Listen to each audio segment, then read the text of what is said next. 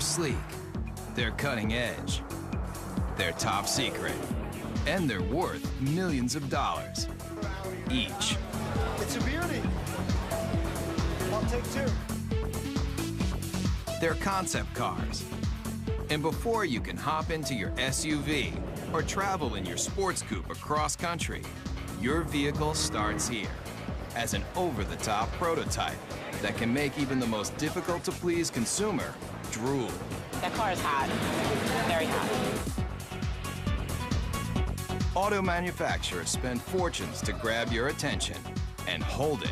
And with everything from the powerhouses of the future to the zero-emissions vehicles of the next generation and some of the wildest things to ever roll on four wheels, you're going to travel to places you never thought possible as we take you behind the scenes and behind the wheel of the world's most extraordinary concept cars.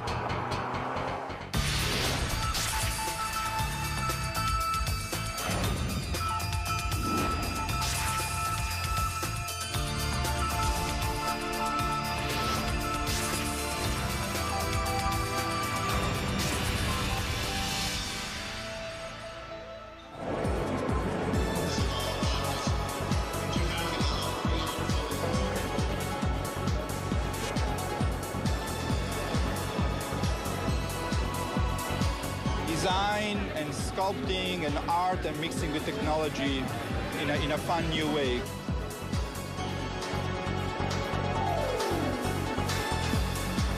I come to see what's happening in the future. Every year, auto manufacturers unveil the latest models of sports cars, sport utility vehicles, hybrids, trucks, even motorcycles. Right here.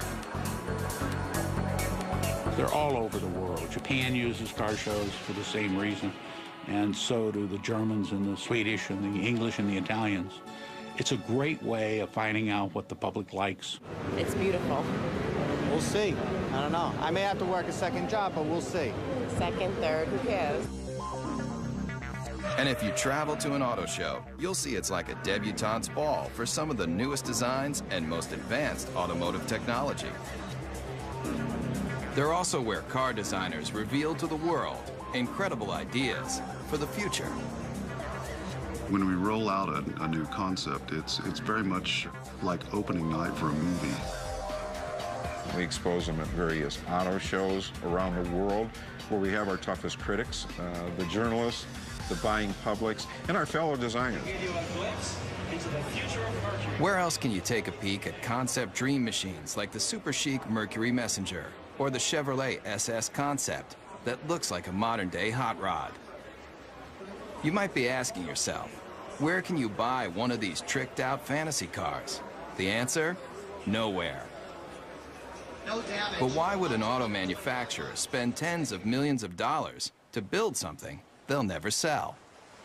Why do we build concepts? Well, that's a good question. One, because they're fun. And we need to test ideas, to ourselves, the engineering value, can we come up with something new and make it better? But we also need to test the ideas to the public. They're trying to find out what the public, the people that are buying their cars and trucks, think about the concept. Does it make sense? Do we really think the public is going to embrace this new concept? It's this huge experimental test to kind of get an idea for what people want, what they like. Nice booty, I like it. And concept cars cover just about every emotion. You never want to stop smiling while you're traveling? Then take a look at one of the craziest concepts straight from Japan. If you think it looks like a box, that's because it is. Right now, there's a trend among Toyota and Honda for coming out with boxes, coming out with cubes. It's kind of hop in this thing and bring all your stuff with you. If you're concerned that your next car might have too many blind spots, open your eyes wide. Almost every inch of this concept car is a window. It's designed for urban driving, small, electric-powered. And when you finally get that hard-to-find parking space, just unload your very own scooter to make getting around town quick and easy. And if you're wondering, when is this vehicle going to be put on the market? Let's just say your grandchildren might be lucky to take their driver's test in this thing. This car may look strange, but it's a bold statement in a whole new era of innovation. You're seeing Japanese cars that are starting to look Japanese. They're just saying, hey, this is what they're going to look like. If you don't like it, tough. Talk about taking chances. How about a car that not only interacts with you, but has emotion too? Meet the Toyota Pod.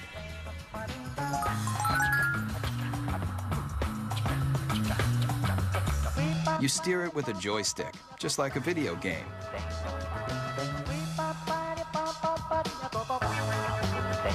See that poking out the back? It's not an antenna, it's a tail. And when you start it up, it wags to show you it's ready to go.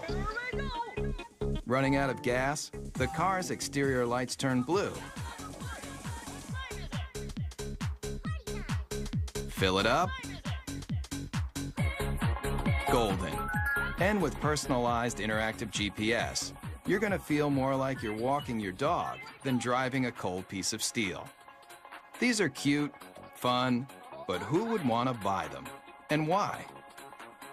The jury's still out. We don't know whether young people are going to want inexpensive cars that have a certain style and function, or style and pizzazz, versus the boxes that are being designed now that are pure function. And it's going to take a while to find out. A lot of times, despite your best intentions as a car maker, public looks at it and goes, are you kidding me? So whether you love it or you think it's just plain weird, almost every concept car is going to make you take notice. And that's exactly what car makers want. We got to throw down the gauntlet. If we're going to be different, we're going to be different. And we're going to have to show the world that we mean business. And that risk-taking is ultimately about making an auto manufacturer recognizable and successful. So if Japanese car makers have mastered the art of designing concepts that are all about total fun, then take a look at one automaker that wrote the book on total performance. Everybody's heard of them. Mercedes-Benz. Founded in 1924, this legendary German car maker has always strived for high-end luxury and cutting-edge performance that keeps the driver in mind, especially in this car. You want something no one else can drive? Something just for you? Then hop into the strange-looking moonshot, the F300 Life Rocket.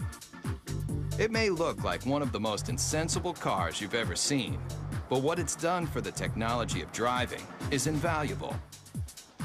You're not seeing things. The suspension is turning into corners just like a skier on a slalom run. This very personal concept car was the study model for a brand new prototype that unveils a whole new way of looking at driving.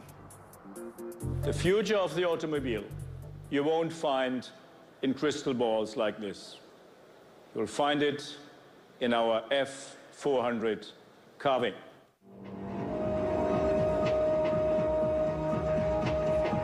It's a head turner for sure. Check out how these doors open. Get in and take it for a spin.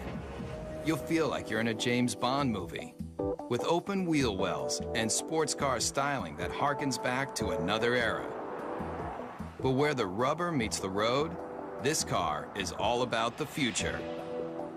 In this animation, you can see that when the vehicle hits a corner, one side of the suspension folds into the curve, while the other stays perfectly aligned. It replicates a skier carving into a snowy hillside to take unbelievably sharp turns. The result of this technology? Let's just say if the car were an Olympic skier, it would be getting a gold medal for performance. There's no doubt concept car designers are making handling and horsepower a top priority. And Daimler Chrysler, the parent company of Mercedes-Benz, has shown the world it can cover the gamut of what drivers want in a vehicle, especially American drivers. Maybe you've thought about it. Lying on a beach, catching the ultimate wave. Well, travel here to Miami, Florida, to the trend-inventing South Beach, where models and beach bums meet to live the perfect lifestyle. But when you're cruising Ocean Drive on your way to soak up the sun, you just might be able to do it in this. I like the wood panel because I like it woody.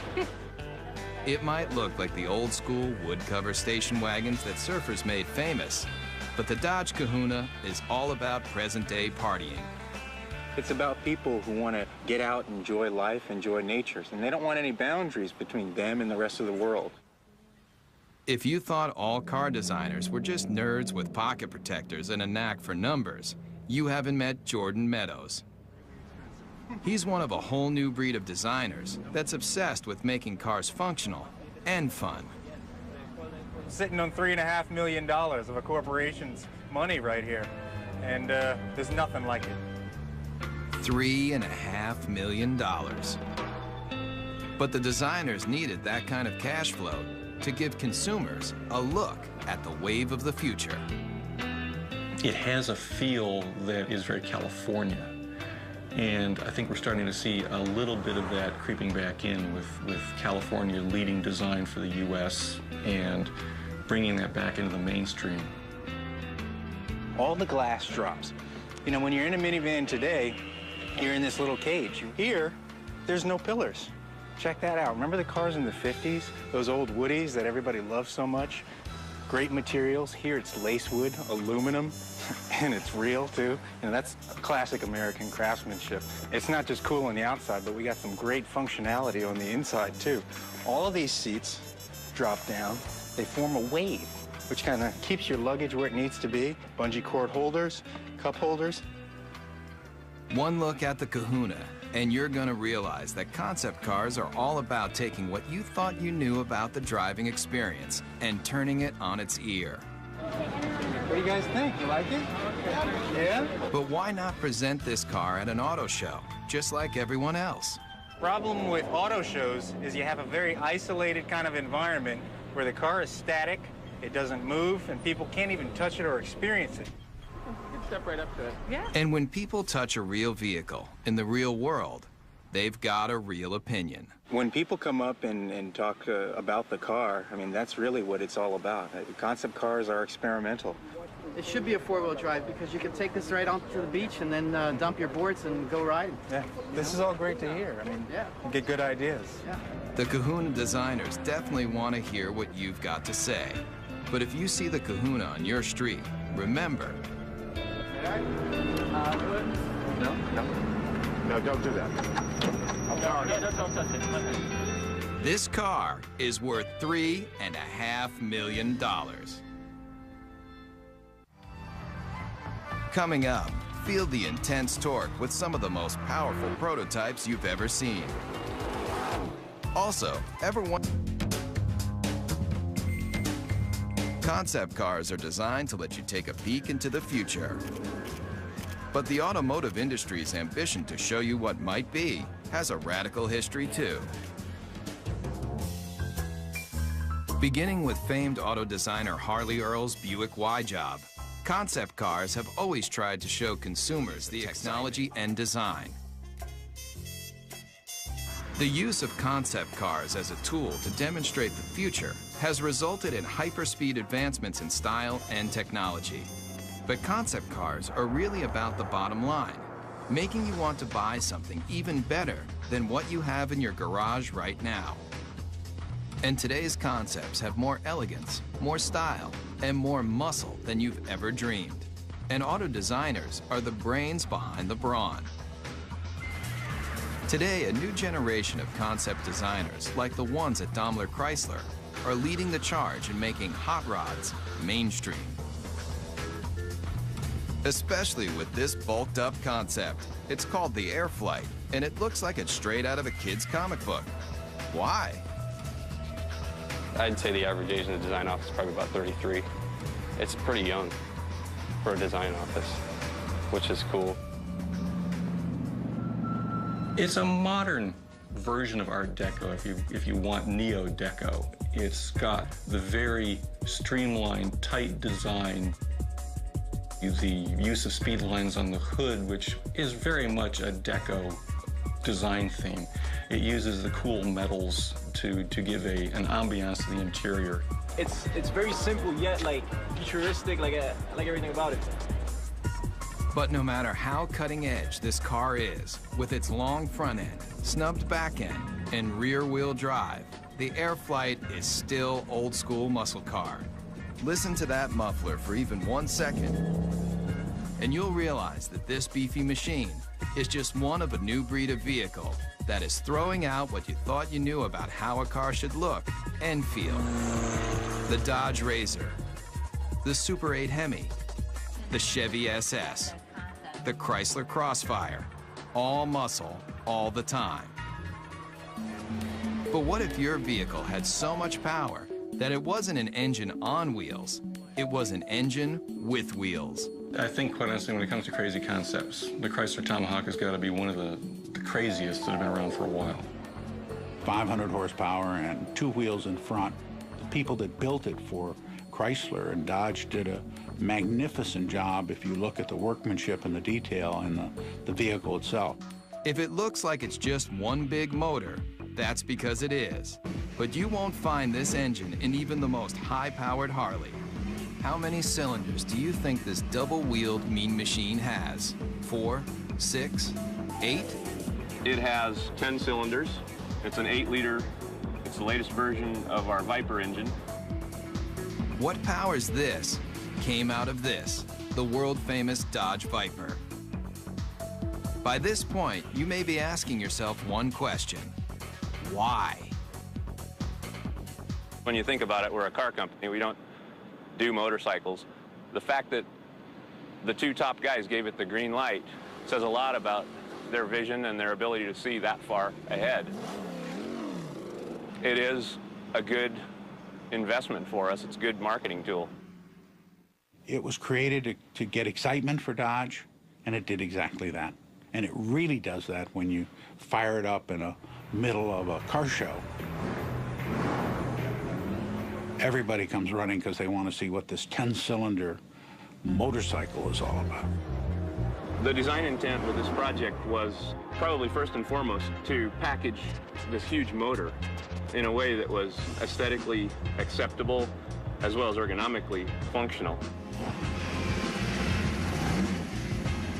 And also the character of this motor being what it is, a big brutal beast. I tried to let that come through in the lines and the shapes. Most everything that's not motor is polished aluminum, even the wheels. But don't go calling the Dodge Tomahawk a motorcycle just yet. It's technically not a bike because it has 4 wheels. And those wheels are like nothing you've ever seen. Watch closely how each one leans independently into a curve. Now you might be wondering what kind of rubber those 4 hubs can lay out.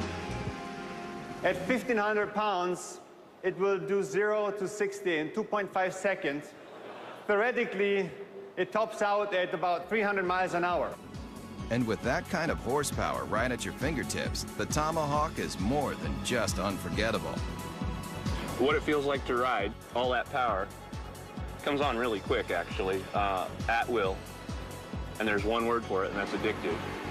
And anybody who doesn't understand why do something like this need only get on it and twist this.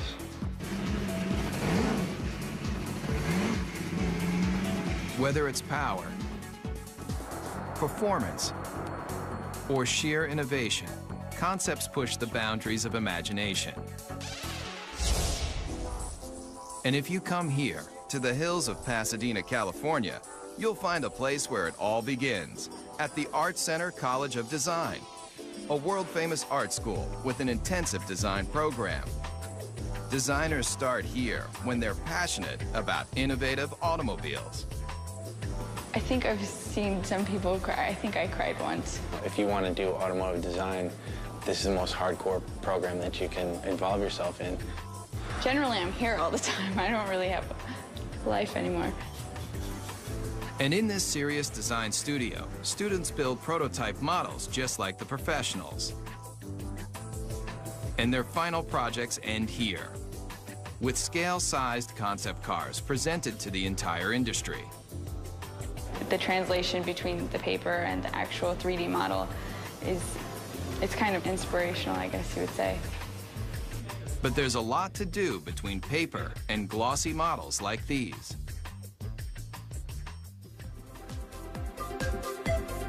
Hundreds of hours go into making just one of these innovative models. But the high-intensity program at Art Center has produced some of the most well-known designers today, including the person who designed the new Volkswagen Beetle, and the Ford 49 concept car, and this brand new Mustang. I think there's no doubt that he's considered one of the finest designers in the world, along with another dozen. I've been extremely lucky. A friend of mine, Ed Golden, says I have the fortunate attribute of always being able to fall up. Legendary car designer Jay Mays also designed this car. 500 horsepower, 500 foot-pounds of torque, wrapped in a classic body shell that's arguably one of the most beautiful mid-engine cars of all time. They displayed a show car, which was the Ford GT40. Once again, the public went crazy. They yelled in unison in Chicago and in Detroit and you name where, build it. The people around the vehicle just kept telling us to build the car. And they did. If you thought creating a scale model of a concept car was difficult, watch the time-lapse for the clay model of the GT40. Forget your everyday enamel paint. That polymer skin can be rubbed on, then adjusted to smooth out any imperfections.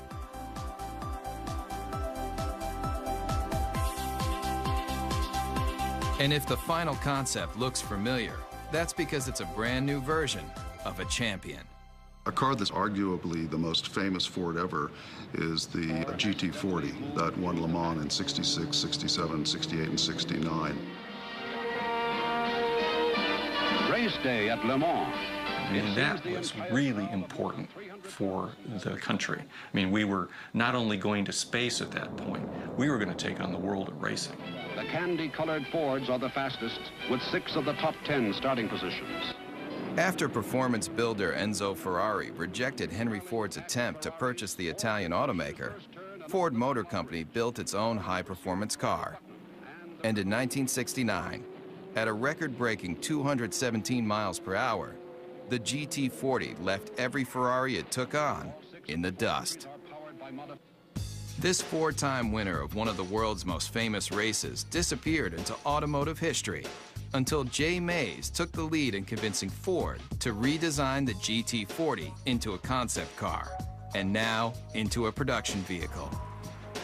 We're reintroducing what is a vehicle that I simply think can't be improved upon, but we're putting modern mechanicals, modern safety, modern engineering, and putting it at a price, although very expensive, is in the world of supercars actually a bargain. And what is a bargain for a supercar?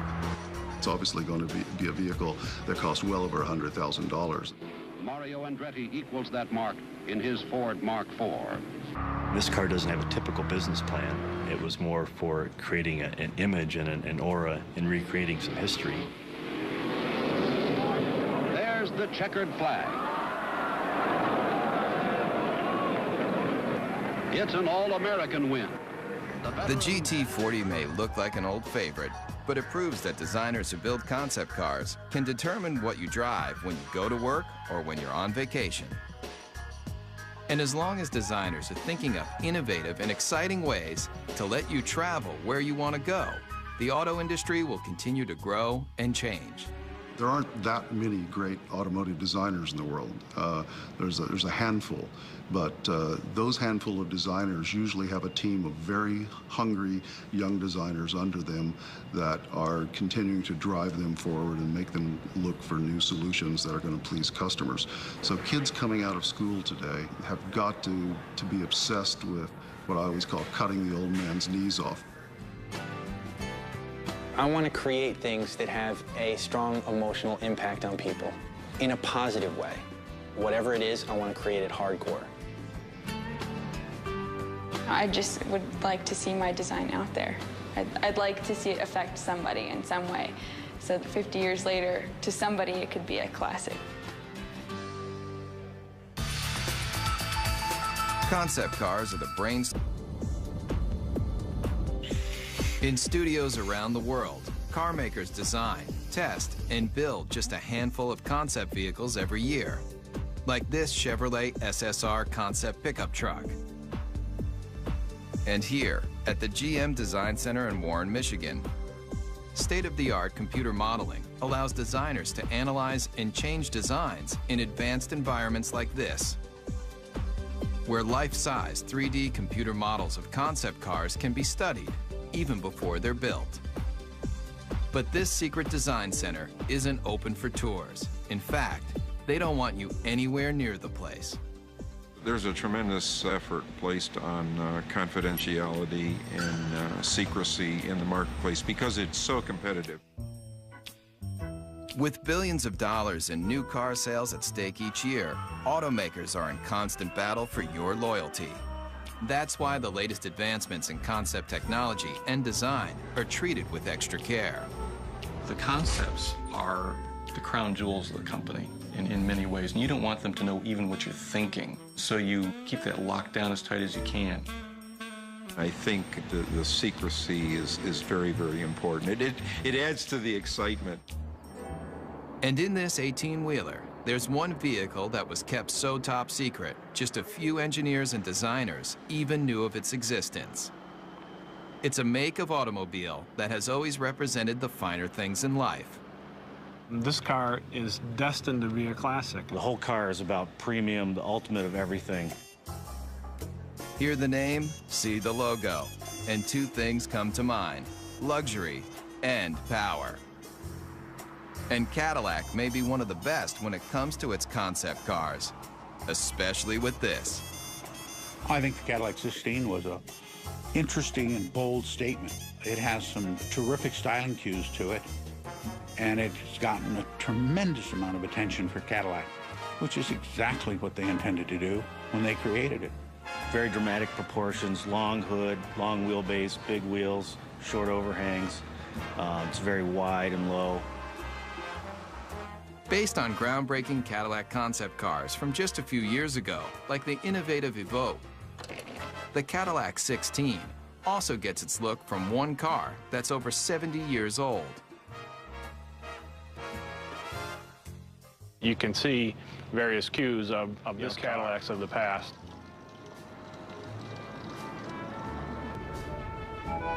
Believe it or not, this is only one of 3 1931 convertible Cadillacs known to exist, and it was a major inspiration for the new version. On the outside, they may not seem alike, but take a look at this number, and take a look at this number, and take a look under this clamshell hood, and this clamshell hood, and the relationship is obvious. Many people ask, why we did the 16-cylinder engine. Not 8, not 10, not even 12, 16 cylinders. And if the number of pistons doesn't make you take notice, then look a little closer. 1,000 horsepower makes this Cadillac engine one of the most potent power plants to ever come out of Detroit. It's a legitimate 16-cylinder engine and not a copy or a cobbled-together piece. And if you think this aluminum-skinned, glossy black thoroughbred is the ultimate on the exterior and under the hood, then you might want to take a look at the interior, too. Really, you're just swathed in wonderful materials like Tuscany leather, burl walnut everywhere, and a silk carpet that you hardly want to have your shoes touch. Really an exquisite place to be.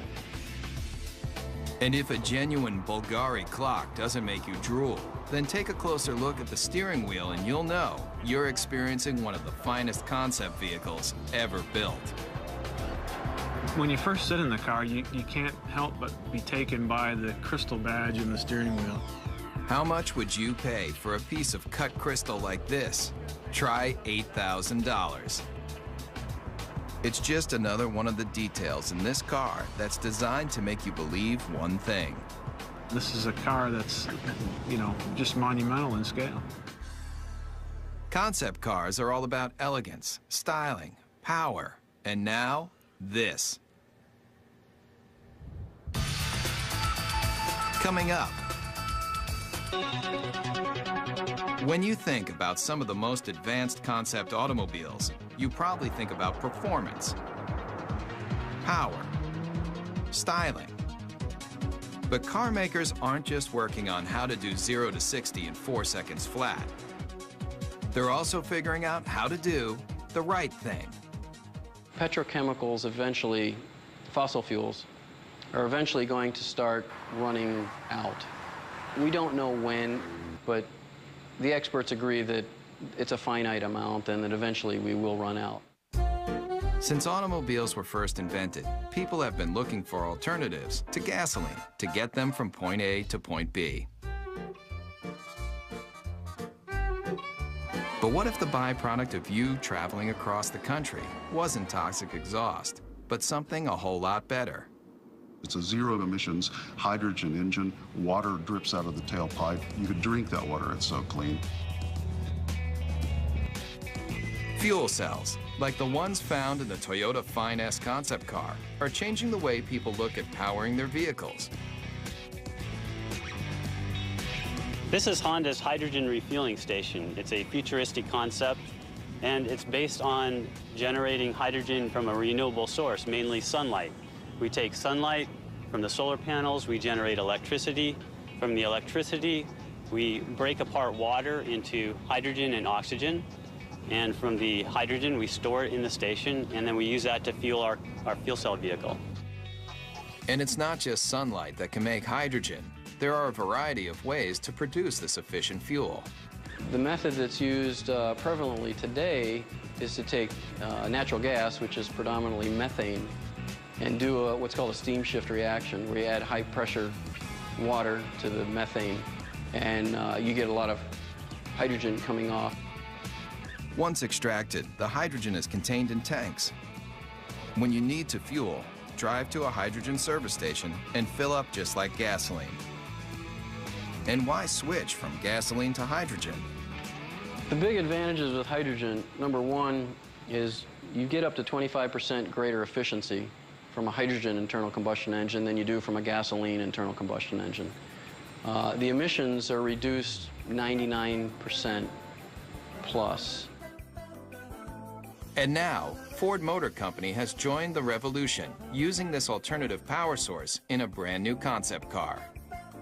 The Model U is really a project that we did to have a very serious look at how cars are produced, the type of engines that they will need in the future. The hydrogen-powered Model U is the latest in alternative power. But look closely at the stylized body, and you'll see something you won't find on any other vehicle. All the body panels are recyclable. But when you're done with the car, don't bother taking it down to your local plastics recycling plant. It's all soy-based materials, both in the fenders, the seats, corn-based tires with very little carbon in them. Even the rollaway canvas top looks good enough to eat. The Model U takes renewable resources in automobiles to a whole new level. The entire car becomes cradle to cradle as opposed to cradle to grave car.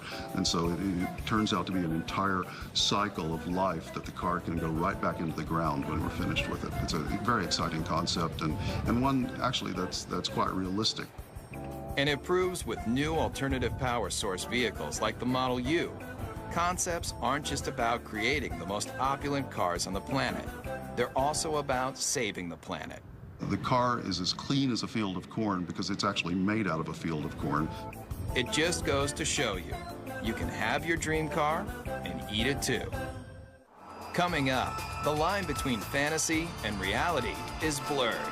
We'll see some of the concept cars may let you dream bigger than you've ever imagined about how you're going to travel in style. But what do the biggest auto manufacturers do when they want to drive their imaginations wild?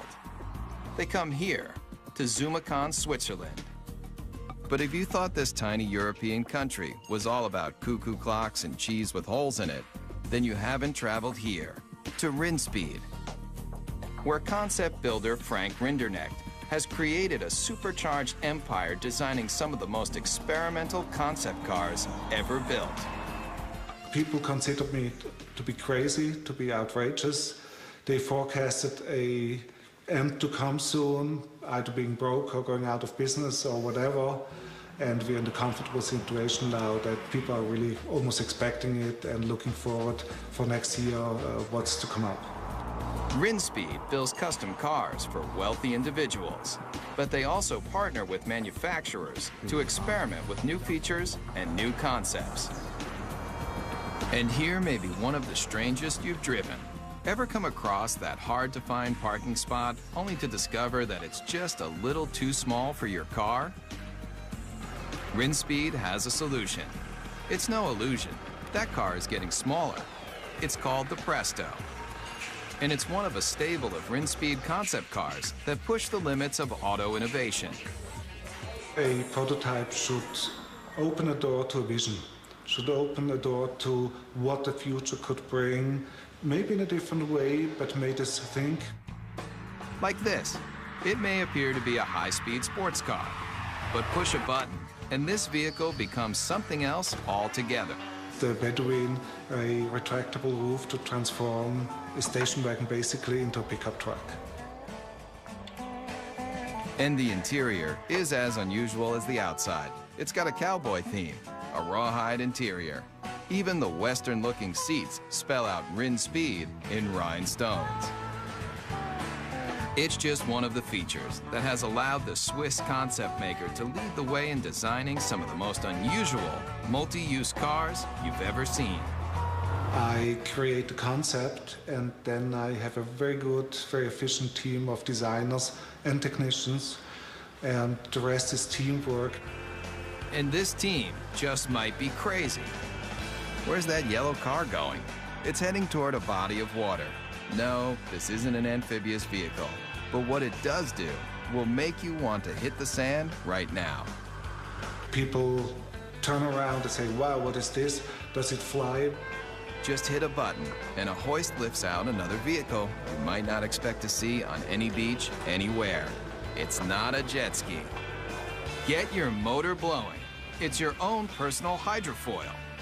You may be asking yourself, what would drive a person to want to make concept cars like these for a living? The answer is simple. Yeah, I'm curious and I want to see what I'm able to perform and what I'm able to do, and that keeps me going. In the race to be the first, the fastest, the most stylish, car makers look to all sorts of places to experiment with their latest designs. I think there's an uncanny resemblance about what our design team does and what a film director does. And when I talk about an emotional world, that's exactly what a film director is doing when they create a movie. So the emotional backdrop for a movie or the emotional backdrop for an automobile is essentially the same. I have automotive design friends that were in the auto industry and now work in the movie industry. I didn't fit in very well in the car industry in terms of, my working style and what I wanted to, sort of where I was aspiring to go and what I was trying to do. I fit in a little better in the movie industry. Nick Pugh builds cars for the movies. He also built this, the Xeno, a natural gas-powered jaw-dropper you won't see on any car lot. Take one look at this intergalactic-looking vehicle, and you may nod your head. Or you may shake your head. Either way, Nick Pugh doesn't really care. It may not appeal to everybody, and it really isn't supposed to appeal to everybody. It's supposed to just appeal to one person, because each individual person's vision can be realized in a unique form. So it really represents the possibility of extreme individualism. And this young designer has taken that extreme philosophy to the extreme. Would you believe he'll help you build your very own personal concept car? I think that the most best comparison, or the most logical comparison, would be to that of a client and an architect. At the end of the first design phase part of the process, I would produce a finished digital rendering of what their car would look like with them standing next to it. And it's a photorealistic painting or illustration. Nick's celebrity clientele includes film director Roman Coppola. Believe it or not, he's standing in front of a digital rendering, not a real car. His own personal sports limousine concept vehicle. And it's a very sort of stealthy, quiet car, very almost like a comes in at the end of the night and comes in like a shiny shadow and drops you off and then disappears into the night. You can stay happy with the illustration, or if you have a few $100,000, Nick will finish off your vehicle just the way you like it. It's like the process of coming up with something from nothing and having an idea in your head and then seeing it real and getting to use it is really very rewarding. It's very fun. And I would encourage people to look at that side of it rather than all the struggle and cost. Concept cars are all about the advancement of performance, style, and technology. In fact, the future might just mean that anybody can design their own car from scratch. And some of these vehicles won't be built, they'll be grown. Whether it's traveling in tomorrow's super techno boxes, rolling down the highway in the newest style and performance, or getting behind the wheel of a retro futuristic power performer, there's little doubt that concept cars are built by people, for people who love dreaming about cars. We're actually trying to tug on the heartstrings of the customers, and usually the ones that are the most successful are the ones that do that in probably the most emotional way. The ones who make the money are the bold thinkers. They're the ones who go out there and say, you know what, I like this car. This car is important. It pushes all the buttons as far as we can tell. We're just going to build it. Those are the cars that inevitably, whether they're great successes in the number they sell, they're always the ones that you remember. The best thing I can say for the car business is, thank goodness people care. If nobody cared what the next model looked like, if the love affair was gone, it'd be pretty dull around here. Get a fourth job to get me the G35. Yeah, we'll see.